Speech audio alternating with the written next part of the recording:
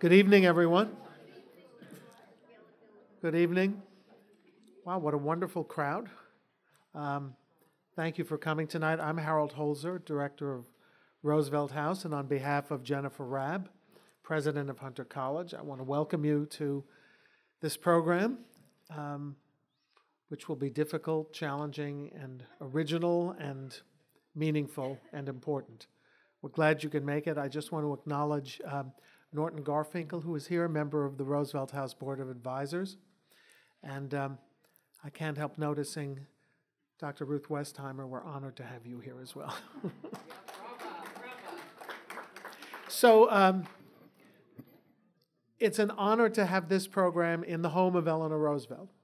That's all I'm going to say about the Roosevelt tradition today, because we have a lot to talk about. But it's fitting and proper to have this session in the home of one of the greatest human rights activists in world history. So with that, let me turn over the program to Hunter's esteemed director of the Jewish Studies program, Leah Garrett.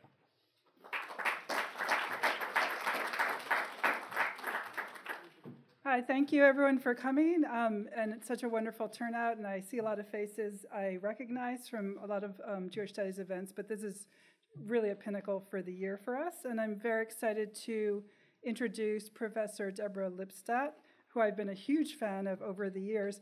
And I'll have to say this first before I tell you about her academic work, but it's not only for the books she's written, but for the politically profound and powerful way she lives her life and speaks truth to power and has a backbone on things that I tend to shrink away from. So it's an equal measure that I'm so delighted she's here and that we get to hear her speak. She's the DeRote Professor of Modern Jewish History and Holocaust Studies at Emory University, and she's the foremost scholar on Holocaust denial and the history of the Holocaust. She's published, I think, 8 books, including ones I'm sure many of us have read in this room, Denying the Holocaust, which came out in 1993, and a book about that book, History on Trial, My Day in Court with a Holocaust Denier. And as you probably all know, a film was made about this interaction and the libel lawsuit that David Irving held against Penguin Books and her book, and it was argued in court in Britain. And she, of course, won. And there's a beautiful movie called Denial about it that came out last year. As well, she serves as and has served as the consultant to the United States Holocaust Museum. So tonight we're here to talk about her new prescient book, which I was just telling her I have been referring to constantly over the last few weeks as I try and understand this very rocky road we're on right now. And the thing I'm most grateful about it for is that it's so practical and helpful for me in particular as a parent trying to understand what's happening. And so if you haven't bought the book or read it yet, I beg you to. We'll have a meet and greet afterwards with copies of the book, and it will change how you understand anti-Semitism. It certainly did for me. So what we're going to do now is we're going to sit here and we're going to have a conversation for about 15 or 20 minutes, and then we're going to follow with questions from the audience. Yep. Okay. Oh, and here is Professor Deborah Lipstadt. Sorry. I'm not going to touch myself. Yes, sorry. No, I'm so excited to be in conversation. I forgot. She will first talk without. But she didn't forget that she would talk, so thank you. It's a pleasure. It's an honor. It's more than a pleasure being here. I was just saying before that one of the first historical figures, characters, in all senses of the word, that I fell in love with was Eleanor Roosevelt. I wrote reports on her in 5th grade, 6th grade, read all the biographies that I could, and one of the highlights I remember very clearly was being in the Polo Grounds. Remember the Polo Grounds? Yeah. For a Salute to Israel celebration. May have been the 15th anniversary or the 10th anniversary, very early, and Eleanor Roosevelt came across the grounds to join the group at the dais and to be part of the program, and people just broke forth from the bleachers to surround her, And I was too young to do that. I was anxious to do it. My mother said I couldn't. But I remember that the greeting, the spontaneous love with which she was greeted, and it had a tremendous impact on me. I couldn't have been more than, I don't know, 10, 12 years old, something like that. So it's an honor to be here. But it's not a pleasant thing. Let me tell you, the evolution of this book is that in the summer of 2014, after the Gaza war, I wrote an op-ed for the New York Times in which I said, I called attention to the different manifestations of anti-Semitism that we had seen over the past couple of years. And some were associated with the opposition to the Gaza war, but some were totally independent of that. And I made the point that where I was someone who had always counseled, calm down, it's not as bad as you think it is. I mean, I remember growing up that in one stage of my life, I belonged to a congregation, not here in New York, where I belonged to a separate minyan. There, younger people, but on Yom Kippur, the rabbi would come down to speak to us and do an appeal, and his message was always the same: anti-Semitism is getting worse. And this is in the 80s, mainly the late 70s, throughout the 80s. And I would look around and I'd say, Jewish studies programs, Hillel's on campus, Chabad even on campus. Then there was a new phenomenon. I said, and universities that used to discriminate against Jews now have Jewish presidents, et cetera, et cetera. This doesn't seem to be getting worse. And I sort of felt anti-Semitism was being weaponized as a way of ginning up Jewish identity, and I was very disturbed by that. But then I said in the Times, I think it is getting worse. In fact, I began the article with a joke. I don't usually use jokes, so the book is full of jokes, because I think they're important for us to understand some of these phenomena. But, what's the definition of a Jewish telegram? Start worrying, details follow. So, so after I finished, the article was published, got a lot of attention as number one, as all of you who have written op-ed pieces, you check nonchalantly when no one is looking, how long it's been number one, most emailed, most read, et cetera. And shortly thereafter, my agent called me and said, so where's the book proposal? And I said, what book proposal? He said, for this book, look at the attention it's getting. I said, listen, I don't want to wallow in the sewers of anti-Semitism for the next 3 years. I said, it's bad enough that I write about the Holocaust. I don't want to write about contemporary stuff. He insisted, so I dashed off a proposal. He sold it. I had to write the book. And then, so I started the book, I would say I was working on another book then. I started the book about end of 2015. And it was a much harder book to write than I thought it would be. And I couldn't figure out why. I couldn't get it to work in any way. And I realized that and it was a painful book to write. And I realized that when I write about the Holocaust, and I'd written a number of books and numerous articles about the Holocaust, I'm writing about what was. And here I was writing about what is. And that's much more frightening. Even when I wrote about deniers, I was writing about how they distort history. But here I was writing about contemporary stuff. And if it was a hard book to write, it was an even harder book to finish. Again, there are many people in this room who have written books, and you know that when you send in your book for copy editing, after you've gone back and forth with the editor, but once the copy editor has begun to work on it, at that point, it's a sort of agreement that you're not going to make major changes. You'll maybe change a sentence, but you'll keep things pretty much as they are. But I said to my editor, and she agreed, that every day there was some piece of news that I couldn't not include in the book. A Holocaust survivor in Paris is killed in her apartment. The Poles pass a law calling for distortion of the Holocaust. Jeremy Corbyn's Labour Party was an unending, source of new developments. And so I kept adding stuff, and the book actually grew from what it was at copy editing. I would say it grew by 20 or 30 pages. But it was a hard book to write and a harder book to finish. The last thing I wrote, my editor called me and said, Deborah, you've got to get us the book. It's in the catalog. It's Knopf, it's Penguin Group, et cetera, Random House, and we have to have it now. It has to go into production. So the last thing I wrote and it's in the introduction, is I'm a historian and I don't like to predict. We historians deal with what was and not what is. We leave that to the sociologists, to what will be. But I said I'm willing to go out on a limb here and predict that by the time this book appears, there will be something will have happened that should have been included. And 6 weeks later came Pittsburgh. And of course, as soon as that happened, I said, oh my God, that should have been in there, but it was too late to make any changes. The truth of the matter is, as I told the New York Times on the day of Pittsburgh, when they called me to interview me in one of the many articles they had about it, I said, I'm shocked, but I'm not surprised. You can't be surprised if you've spent all these months studying anti-Semitism. You couldn't be surprised. You could, of course, be shocked by what happened, but not surprised. But what I am surprised about is what we've been seeing since then. Pittsburgh, over and above, and it's hard to say over and above the tragedy, because 11 people come to shul, come to synagogue, the early birds, the ones who get there on time, and they're murdered. There's no words to say about that.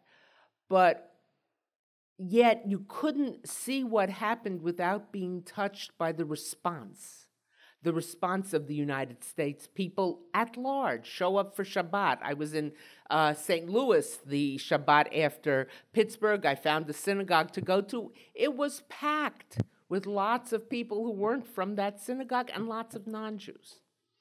And I think all of us had that response of how the world responded to it. And it was, in the midst of this horrific tragedy, it was an affirming moment, if there can be affirmation within tragedy. But what I've seen in the past few weeks and even past few days and debates about it is just bewildering. I mean, I'm not entirely bewildered. I think I understand what's going on. But I think so many of us, Jew, non-Jew, it doesn't matter, are bewildered. What is this? Where has it come from? And what might we do about it? I don't have it in our conversation. I'm sure Leah and I will explore that. I'll tell you right now, I don't have easy answers. I don't have a set, do this, do that, do the other. I have some suggestions. I have some ideas. But I think none of us, in all ages and stages, expected this to be the case, to see this phenomenon, certainly here in the United States, but not just in the United States. And again, I'm sure we'll explore this in the conversation, but with this I want to end. I don't want to see us politicizing this fight. What we're facing, I believe, is a perfect storm. Anti-Semitism on the right. The guy in Pittsburgh, yes, some people will say, well, he was mad at President Trump. He was mad at President Trump because President Trump hadn't gone far enough in his regard, hadn't gone to the right enough. Anti-Semitism on the left. Anti-Semitism from Islamist terrorists. And anti-Semitism from and I want to be very careful here, sectors of, certainly in Europe you see this, of certain sectors of the Muslim community, people who are not terrorists, people who would not do any, blow up, but yet the anti-Semitism is inbred. And finally, this is the saddest, in certain quarters, a failure to take it seriously. Through this book, I learned to take it very seriously, and I can see from your presence here tonight that I think you do as well. Hopefully our conversation and then your questions and that will follow will help us get a better handle on it. So if you're ready, I am.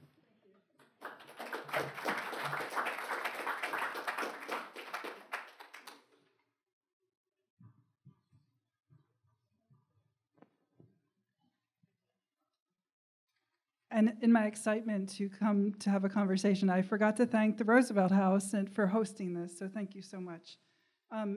So before we talk about more of the content of the book. I want to talk about the style of the book. For those of you who have read it, it's set up as a series of letters between Deborah and a Jewish student and a non-Jewish colleague. And it's an interesting and I think very compelling choice, but I was wondering why tell the story of anti-Semitism. Well, what happened was I sat down, so I signed the contract, I got to write the book, right? So I sat down to write the book and have this pile of studies. The EU had done a very extensive study. Other places had done studies of the existence and the recurrence and the emergence of anti-Semitism. And I start to write, and I'm a scholar, so I know I'm writing a scholarly book, but I want it to be for more than just 12 people, or 25 people, if you're thinking optimistically.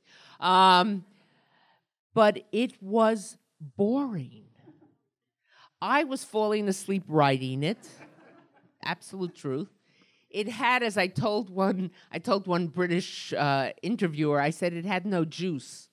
And she said, what? And I know what she heard was it had no J-E-W-S. So I said, no, it had no J-U-I-C-E. It was boring.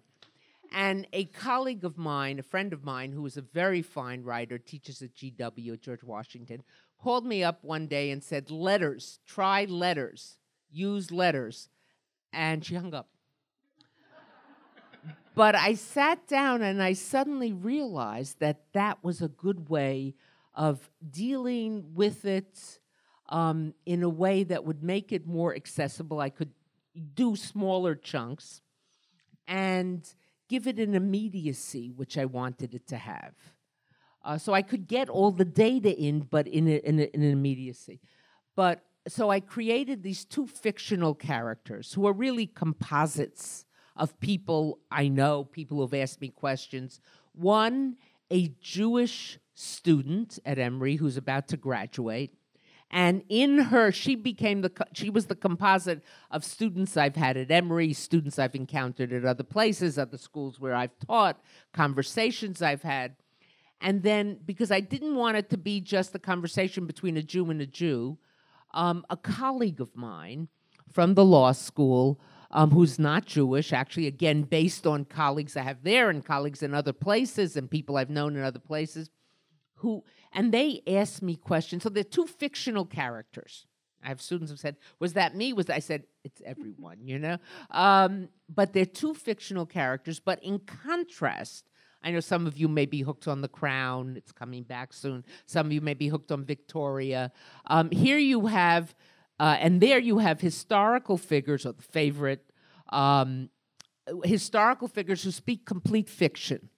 Here I was creating two fictional characters who speak complete truth, because everything that comes out of their mouth is a question I'd been asked, an email I had received, a question at a lecture. Someone on an airplane would say to me, oh, that's what you teach, explain, or that's what you're writing, explain it to me, etc. So that's the format I chose, and it's, I think, been very successful. Thank you. And I was thinking about how successful it will be to use this to teach, particularly at a place like Hunter, where we have such diverse student bodies, including our Jewish studies class. So that's my next question, which is, when you think of a diverse group of students reading this book who may not have any background and may have a deep background, what do you really hope that they're going to read it and they're going to get from this experience of the journey of anti-Semitism, which you're covering? Well, that's a great question. And already in the months since the book has appeared, I've been gratified by the response, gratified by the reviews, gratified by it's gone into its second printing, But most of all, I've been gratified by the interests of people outside the Jewish community, outside, who are not directly, feel directly impacted by this. I spent, about 2 weeks ago, I spent a bit of time with the DC City Council in an informal private meeting, and I'm going back next Friday to their retreat to meet with them again, because it's DC is mainly an African-American city, and many of them are, but they want to understand what this is. So I would hope that people, would be able to, many of us, let me backtrack for a minute, especially for Jews, often is our attitude towards anti-Semitism is exemplified by probably the most famous statement to ever come out of the American Supreme Court. Potter Stewart's statement on hardcore pornography. I can't define it, but I know it when I see it. So we couldn't define it, but we knew it when we saw it. Well, I want to help people recognize it. I wanted to give them a template. So that was one thing I wanted to. Jews and non-Jews. What makes something anti-Semitic and what makes something just obnoxious, A. B, I wanted people to not only have the template for identifying it, but understand its longevity. Understand, and you as a historian know this well, why we call it the longest hatred. That it has roots unlike other forms of prejudice. Doesn't make it worse, doesn't make it better when it's hitting you. If someone's beating you up and it's a relatively new prejudice, you're not feeling, oh, well, it's better than anti-Semitism, which is an old prejudice, you're just being beaten up. But I wanted people to understand how old it is and how it has morphed and evolved from the church through, to a Voltaire who hated the church but was also overtly anti-Semitic and extremely anti-Semitic, to Karl Marx, who of course is anti-religion, but repeats all the same things in a non-religious format, and through time, how it changes and how it evolves. So that's another thing. The third thing that I want to mention is how it is a form of prejudice, and prejudice itself, think about the etymology of the word prejudice. Prejudge. Don't confuse me with the facts. I've made up my mind. I have a colleague who described it. You meet the stereotype coming down the street when the person is still 1 block away. You see an African American, you see a Latino, you see a gay man, you see a gay woman. You know exactly how they are because of what they are, etc. So, but I wanted people to see it as part of prejudice. I mean, one of the problems we have found is that when people talk about prejudices, whether it's racism, homophobia, misogyny, Islamophobia, very often they will refuse to include anti-Semitism. That's the irony of what we're seeing now politically. It's a flip a little bit. That this is a form of prejudice. And the final thing that I'll mention here, there are other things as well, but the final thing is that especially, and in a place like Hunter, I think this would apply, that anti-Semitism is a prejudice like racism, but it's different. The racist looks upon the person of color as bringing down white society. I mean, what was the guy in Pittsburgh yelling, even as he was being taken down by the SWAT team? You will not destroy the white race. You will not pollute the white race. So in other words, that the Jew, either directly or by manipulating others, that you bring the white race. You bring the white race down. So the guy in Pittsburgh is on the right. Let's say on the left or actually both. But racists see Jews see African Americans as bringing the white race down. Anti-Semites see Jews as smarter in an evil, malicious way, conniving, controlling, and they're going to destroy us, but from above. So whereas the racist punches down, the anti-Semite punches up. And I think so that they're both prejudices, but they're different kinds of prejudice. Thank you. So now I'm going to ask a more personal question, then I'll get more broad again. So I'm going to talk just for a second, just because your book has had such an impact on me. We moved here from Australia, where we raised our kids. In Australia, there was profound amounts of anti-Semitism that my kids dealt with. And I always had this theory, it's because they're the only Jewish kids in the school. This is why it's happening. And I would come on sabbatical to the States every 3 years, never dealt with anything. I grew up here, and so I had this idea in my head, we'll come back and they won't have to deal with this stuff anymore. So last night I'm sitting there reading your book. I'm on Facebook, and a childhood friend of mine posts the very anti-Semitic mural that Jeremy Corbyn tried to make, with no comments, just totally anti-Semitic. So I get one gut punch, and then my daughter walks in, in a New York high school and says, you know, today one of the kids at school turned to me and said, don't you think that Jews are dirty? And I said, well, what did you say? And she said, I'm Jewish. And he said, no, you're Australian. And she said, no, I'm actually Jewish. No, you're Australian. No, I'm Jewish. And for her, it kind of rolled off her because she had dealt with stuff in Australia. But I was thinking to myself, we're in Australia. She's the only Jewish kid. She deals with it. We come to New York, where there's so many Jewish kids, and she deals with it. So this gets to my question. And then I want to talk about oi versus joy, because the response of the kids in the class was actually very good. They got very angry at the kid, and they dealt with it very well. But then I thought, you know, tomorrow I go teach my class. I work on my book, it's about Jewish commandos, but it's not about the Holocaust. I get a break from all this stuff. But I was thinking, I'm so tired of dealing with this stuff. I am so tired. And then I was thinking about you. You deal with this, and then you have to go the next day and write about it and talk about it and think about it. And I was wondering, what is that engine that's driving you through that exhaustion of this? That's a great question, and I have to say, in the past, you know, I've been interviewed by the book, about the book, even before it came out. I haven't really been asked that. You know, first of all, I'm a very optimistic person. Of course, what's the definition of a Jewish optimist? Someone who thinks things can't get any worse. So, you know. A pessimist thinks that they can, and a Jewish realist knows that they are. So, you know. But I'm an optimistic person. I love life. I have great friends. You know, I have great family. And I don't know, but sometimes I must say, I've been on the radio now and television and other things and press interviews. After a while, it gets exhausting. It gets trying. But what I think drives me in this case, and even coming here tonight, is the number of people who are trying to understand it, trying to figure it out.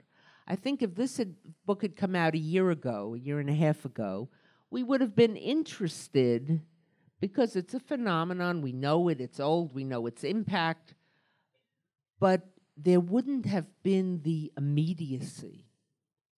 So, you know, everyone writes a book and wants it to be relevant, wants it to be of interest, you know. I wish on some level that the book wasn't, on many levels, I wish the book wasn't relevant. I wish, you know, people were saying, well, why'd she write that book? Well, it's interesting, we'll go listen, but, you know, but as I say to my friends, I said, well, you know, I'm sad that it's so relevant, but if people are going to listen to someone talking about it, better me than some dolt, you know? So, but if you can make a difference. So I'm hoping, I mean, never have I felt as strongly of wanting to put this book in people's hands. You know, if Knopf would let me, I would stand on the street and hand it out, but they won't. They say, she's coming into the office, hide the books, you know? But they do. So yesterday I had to walk out with Dr. Seuss. I couldn't find anything else to steal, so I stole a couple copies of Dr. Seuss. But if it can help people, if it can make a difference, Dayenu, you know? Right. And it actually made a difference for me because there's a chapter, she writes about oi versus joy, and I was obsessing about what the student said, and then I read that chapter and I started thinking about the other students responding so positively. So for those of you who haven't read the book, could you talk about the oi versus joy? Well, because it's really important, and it really helped me. You know, I often say that Jewish life exists on a spectrum with oi as one end and joy at the other end. And sadly, so many of us are so much more comfortable at the oi end. Why? Well, you know, first of all, we're used to it. I don't know. But more importantly, on a serious level, you don't have to know anything to feel the impact at the oi end. To feel the joy end, you have to have a sense of familiarity, a sense of comfort, a sense of being able to partake in Jewish celebrations. You know, but the oi is prejudice is a great equalizer. Prejudice goes after the acculturated German Jew who does not look any different, speaks a perfect German, knows Goethe, and et cetera, with the same vengeance, if not more, than it goes after the Jew with the Streimel and the Kapuze and the Payas, et cetera, et cetera. So prejudice is a great equalizer. But I grew up in a home. My father was an immigrant from Germany. He came during the Weimar, so he's not a refugee from the Third Reich. But I grew up in a home that was an affirmative Jewish home. Yes, we were aware of anti-Semitism, and yes, we were aware of the Holocaust, et cetera. But that wasn't what drove us. And I spent time in Israel. I went to Jewish camps. It was an affirming kind of thing. And I think it would be a terrible tragedy if the leitmotif, if the raison d'etre of our Jewish identity became what was being done to us rather than what we do, Jewish object rather than Jewish subject. And I close the book in the final letter. I write to, first I write to Joe, my non-Jewish colleague, who says, as we're winding up this correspondence, sometimes I want to be critical of Israel. Can I speak open? I said, yes, we're not so weak that we can't take criticism, and you should speak truth to your friends, absolutely. And then to Abigail, I write her final letter right before she's about to graduate. And I tell the following story.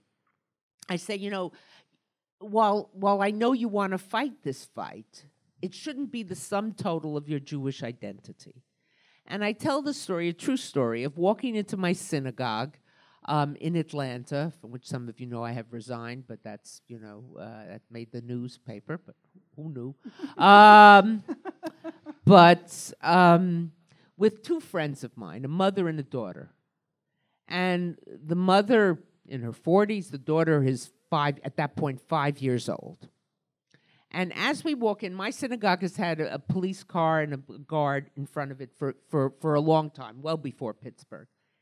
And as we walked in the front door, the police officer was standing there, and the mother turned to her daughter and said, Shai, say hello to the police officer and thank her for keeping us safe. And Shai's face got completely confused. Now, she and I read together every night whenever I'm in Atlanta. Or sometimes we do it over Facebook. That's why I took the Dr. Seuss, not just for me, but for her, which makes it legitimate, I guess. But Shai looked completely confused because we read books about safe places, not safe places. We read Roald Dahl, and he was an anti-Semite. Don't buy his books, take him out of the library, He was an absolute anti-Semite.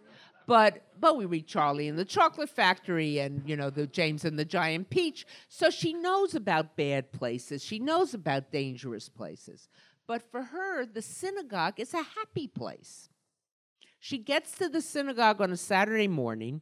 Her parents go into the sanctuary. She peels off and goes to the outdoor play area with a big open area, and she runs around like a maniac. And then she goes to the playground and runs around again like a maniac. And then they go into children's services where they sing songs and get snacks.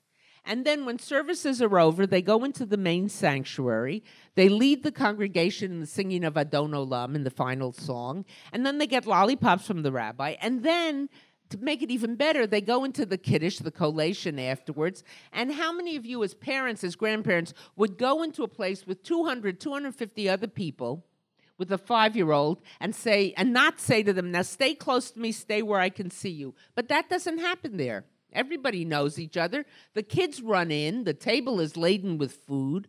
They eat cookies and they eat chips and they eat olives, nothing resembling protein, God forbid that.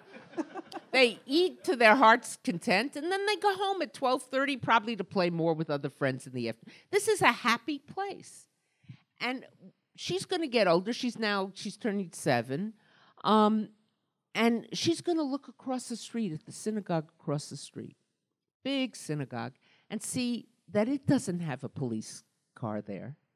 Or she goes to a Jewish school, and when the carpools pull up, they automatically stop. There's a gate and an armed guard, and he looks at the number on the car. Each car has a number, and makes sure that it's the family inside, and he checks inside, and then he lets them in. She's going to go visit another school and see they don't have that. Maybe they have some security, but not, to such an extent. And I don't want that the synagogue is our happy place, that being Jewish is an affirmative thing. It would be a tragedy if it became, I'm proud of it, but it's what happens to me because I'm Jewish. And so we have to find the balance between the oi and the joy. That I'm not saying, obviously I think I take anti-Semitism very seriously. I wouldn't have written the book if I didn't. But that it can't become it can't become we are Jews because of anti-Semitism. It has to be we are Jews despite, afal pi, as we say in Hebrew, despite. And that's what I wanted the message of the last chapter to be. Thank you. And I'll do one quick final question, and then we'll do the audience. So I'm not at all surprised about anti-Semitism on the right. It's what I would have expected as a left-wing Jew. But what I've been really floored by and surprised by is on the left, particularly in the UK. And I was wondering if there had been any pushback on your book from the left, or how you deal with this other side of the phenomenon, which for me has been more unexpected. There hasn't been pushback. Certain left-wing newspapers that we really fully expected to have reviews haven't reviewed it. But the book is an equal opportunity critic. I mean, someone called me and said, Deborah, I thought you were brave when you fought David Irving. Right. But here you take on the right, you take on the left, you take on the Islamists, you take on the Israel is never right crowd, you take on the Israel is never wrong crowd, you take on Netanyahu. No one is left standing, So everyone can find something to dislike about this book, Just buy it. No, it's all right. Or you can take it out of the library. I love libraries. So, but just don't buy Roald Dahl. But the anti-Semitism on the left has surprised a lot of people, particularly people center and center-left, because we felt that this was some place that understood the dangers of prejudice and hatred. But I think what we've seen to a certain extent, and what we're seeing with certain members of our own Congress, and certainly with the people around Jeremy Corbyn in the Labour Party, is that their view, and some of you maybe heard me say this yesterday morning on Morning Edition, but that their view of prejudice, not all progressive lefts, but many people on the progressive left, their view of prejudice is refracted through a prism. You remember from physics, prisms bend light. And that prism has two facets. It has an ethnic facet, and it has a class facet. And they look at Jews and they see white people. The guy in the right doesn't see Jews. The far right, they don't see us as white. But the left, they see white people and they see people of prejudice. How can white people of power, people of power, they see white people with privilege, with privilege. How can white privileged people claim that they are victims of prejudice? They have power. They can't possibly be victims of prejudice, A. B, I, the progressive left person, says like Jeremy Corbyn, who's always talking about how his mother marched or demonstrated at Milk Street, which, as you well know, was the anti-fascist demonstrations, the anti-Milford and Mosley demonstrations, etc. How could I, as a committed liberal, possibly be prejudiced? It's impossible. It's oxymoronic. Therefore, you, as a white person of privilege, accusing me, a progressive person who is fundamentally opposed to any kind of prejudice, it's impossible. Ipso facto, you must be doing it for an ulterior purpose. And where do they find that ulterior purpose? You're defending Israel, you're whatever it might be. So it's very much there. It's built into that core, and we didn't want to see it, but it is there. Thank you so much. Thank you.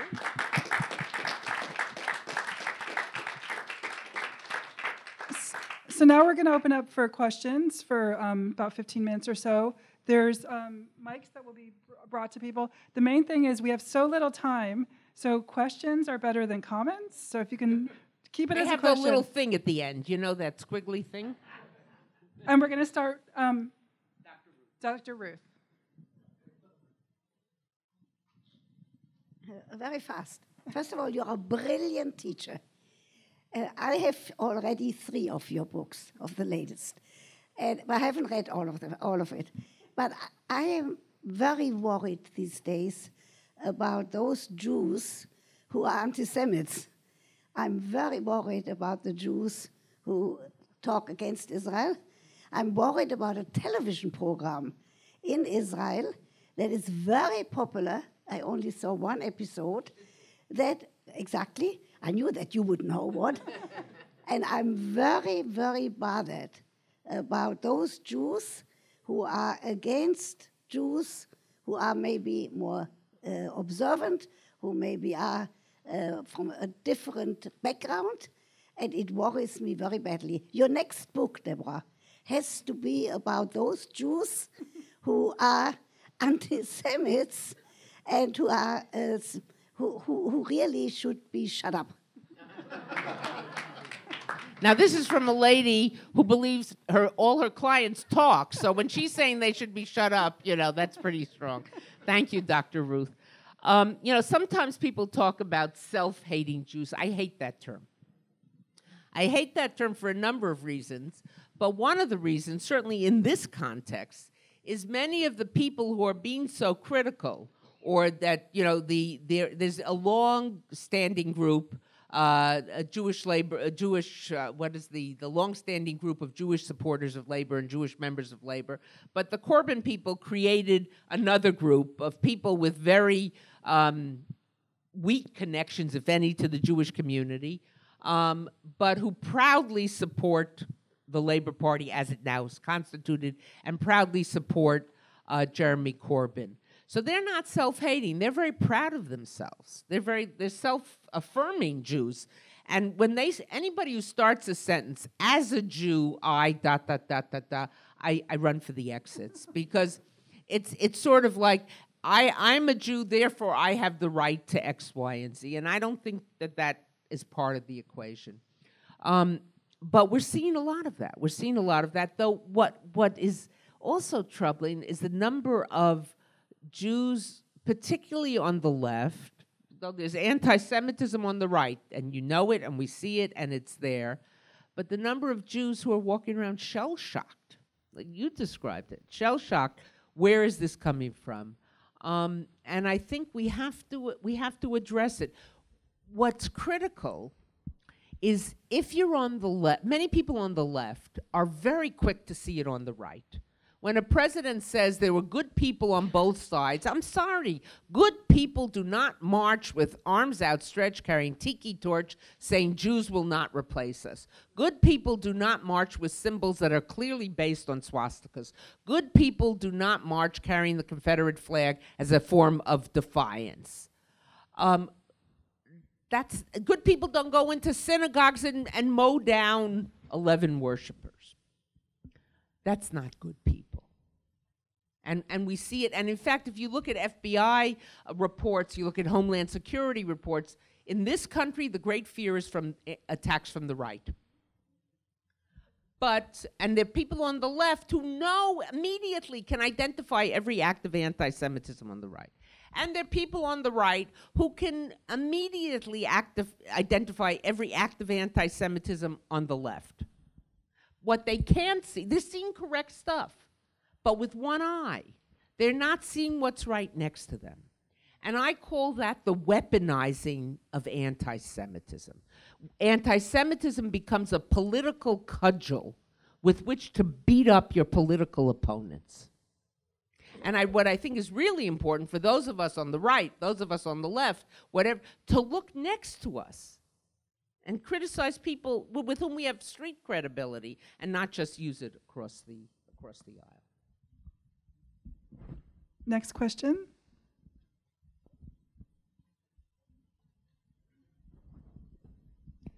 Something that you just mentioned, which I remember from Charlottesville, among the people who were demonstrating were neo-Nazis, and they were saying, Jews will not replace us. I've heard a lot of comments and a lot of terrible things said about Jews, but I've never heard anything about replacement, and I wonder whether you know what that meant. Replacement theory, first of all, in its original form, was a religious thing, that Christianity superseded Judaism. It made Judaism an anachronism, that's from the Christian point of view, and that Jews' refusal to disappear was part of their intention to replace Christians, even though Christianity was the new and genuine religion. That's in its older form. In its current form, what you saw in Charlottesville, what you heard in Charlottesville, goes back to what I was saying about the punching up and the punching down. These, you call them neo-Nazis, I sometimes leave out the neo, but first of all, if you notice, go back and look at the images. They look like they came out of a J. Crew catalog, you know, pressed khakis, white polo shirts. That was quite deliberate. That was quite deliberate.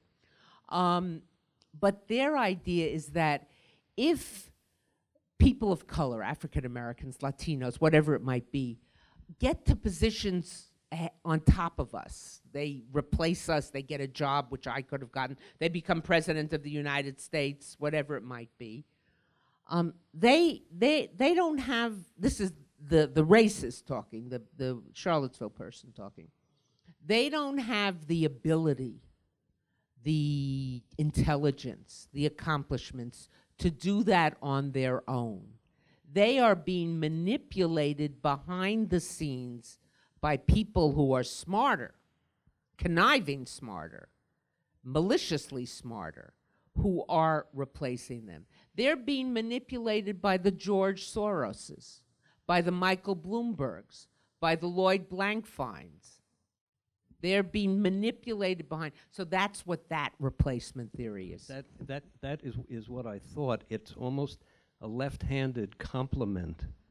It's left-handed, well, I don't know if it's left-handed or right-handed, but it's a pretty dangerous, you know, it's like the book of Proverbs says to the honeybee, I don't want your sting and I don't want your honey, just stay away from me. That's what There's a gentleman here. How do you deal with those who are anti-Semitic, and you certainly see it in Europe as you do under the guise of being opposed to certain policies of the Israeli government? Or I think it's very important to say quite explicitly, and again, I know of no rational commentator who would say this, but being opposed, or would say the opposite of what I'm going to say, being opposed to Israeli policies is not anti-Semitism. You want to read opposition to Israeli policies, and I say this all the time, you may have heard me say it on the radio, go read Haaretz.com every day. Go to the Knesset, forget Haaretz, go to the Knesset. If you can make out what they're saying when they stop yelling at each other, you will hear severe opposition to Israeli policies. That's not anti-Semitism. I don't know of any rational person who is not critical of the policies of their own country or other countries. It's when you cross the line, and what does crossing the line mean for me? It, A, is a myopia of only looking at this problem, and all other human rights problems in the world not relevant.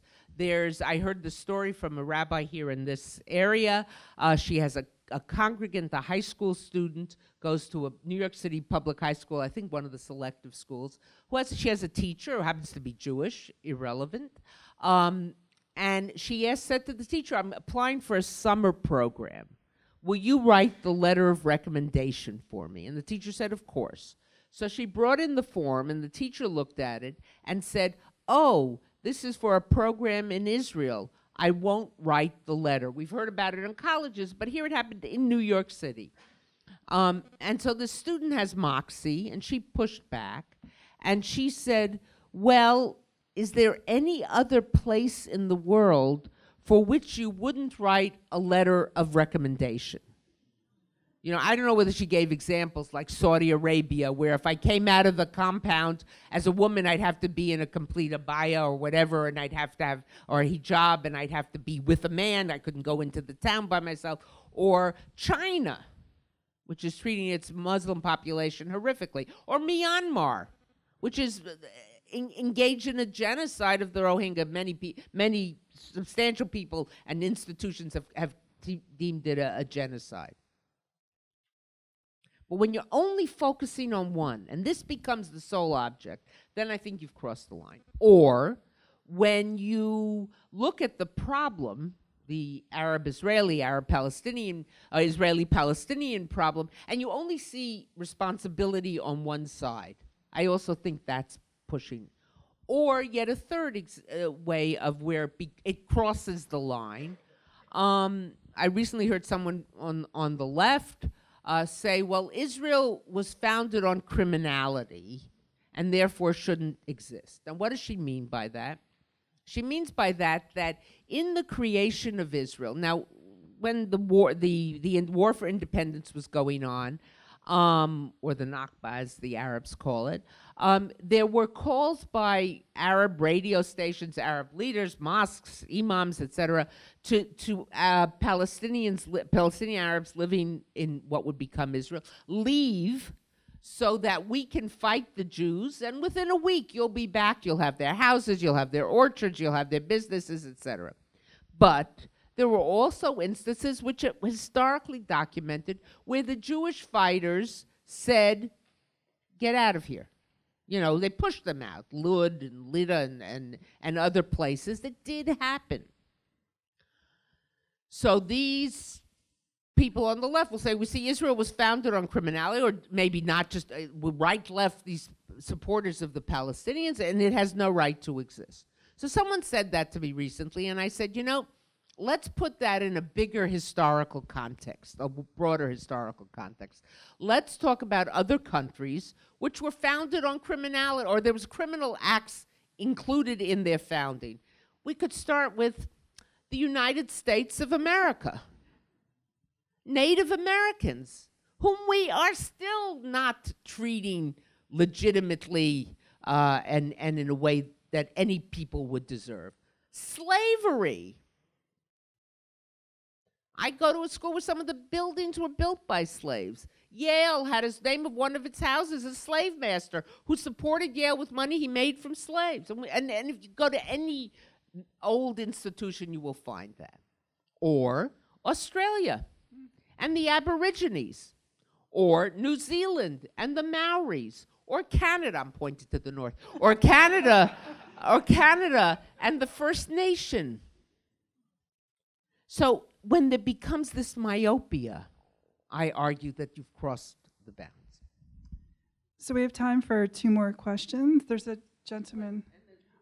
Oh, I didn't see on the left. Sarah, there's a lady right here.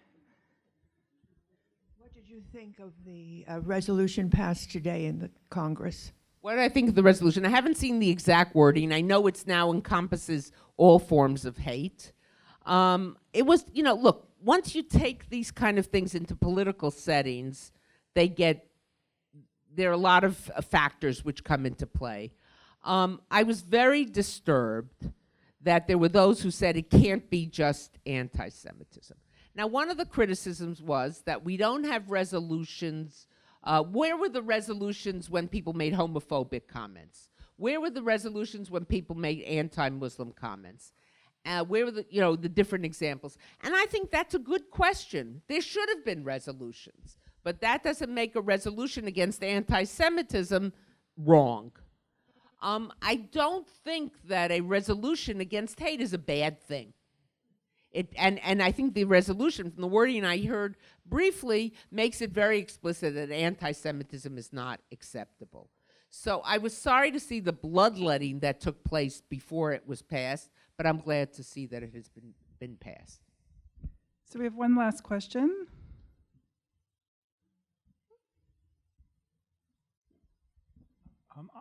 I thought that it's the amount of anti-Semitism in Europe is far worse than here. And I'm thinking about a time I went to the Shabbat service at Rue Copernic in the synagogue there, and there were 2 soldiers with automatic weapons patrolling in front of the synagogue door. It was very frightening that was what was needed to go to a Shabbat service. I think you're right. I think, and Copernic there was a terrible tragedy there, where afterwards, I think it was on that was the one where the French president at that time said, they came to the synagogue and they killed 3 Jews and 12 Frenchmen or something like that, innocent people and Jews, etc. But you're right. If you ask for directions to a synagogue in Europe, you'll be told what street to go to, or your GPS will take you to a street, and someone will say, when you get to the street, just look for the gendarmes with automatic weapons. Absolutely. And that's true. I mean, there is no Jewish institution in Europe which doesn't have that. When I was in Stockholm a couple of weeks ago and I wanted to go for Shabbat services, I was there as a guest of the government. They called on Friday to give my name and name of my sister and brother-in-law, because we were all going to go, and our passport numbers, so that they knew we were coming. Nonetheless, the guards outside put us through a rigmarole. What synagogue do you go to? Where do you live? Atlanta. What's the name of the rabbi? I mean, just to see if I had this stuff ready. Of course, they wouldn't know the name of my rabbi. But no. I mean, but it was the level of being on guard is extensive, and it's true. The saddest thing is, it's not the gendarmes in front of the synagogue, though that's pretty sad. It's certainly in Europe, and you hear it more on college campuses, of students. I don't think the campus is a hotbed. Every campus is a hotbed. That's the term that's used, of anti-Semitism. I think that's going way beyond what it really is. But what you do hear, and I heard this recently from a Hillel rabbi at a very fine school where I'm going to visit in a few weeks, and she says what she sees is students, some of the Jewish students involved at Hillel, whatever, they want to take part in programs of other minority groups, identifying as a minority. They want to take part in programs on climate change or whatever. And often they're given what I call the McCarthy test of the left. How supportive are you, Hillel? How are you supportive of what's going on in Israel before you can go and protest on climate change or date rape or whatever it may be? And what you're seeing in Europe, and to a certain degree on the campus, and what I fear happening in America, and I think we will see it, to borrow a phrase from another form of prejudice, is Jews going back into the closet as Jews. Jewish students thinking, you know what, I have 4 years in Europe, 3 years to spend on campus. I don't want to spend them fighting. I don't want to spend them whatever. They won't, like your daughter, be brave enough to say, but I am Jewish. They'll just be quiet. They won't get involved. And that would be a terrible tragedy, because what we've seen in the past 30, 40 years with the positives of cultural identity and political identity and ethnic identity, whatever you want to call it, of Jews celebrating their Jewishness, and now being somewhat reluctant to do that. I don't want to get in trouble. I don't want, and that would be the oi, not the joy. And just to add to that, at Hunter, we have one of the oldest interfaith centers in the country. And a few months ago, President Raab hosted a Shabbat meal that we had. It was beautiful, with the Hillel kids and the Muslim Student Union and all the different groups, and it was beautiful. We have to wrap up. Okay, but Deborah will be upstairs with her book to talk to and meet with. We're going to have a reception upstairs. So if everyone can join me in thanking Professor Lipstadt for a wonderful night.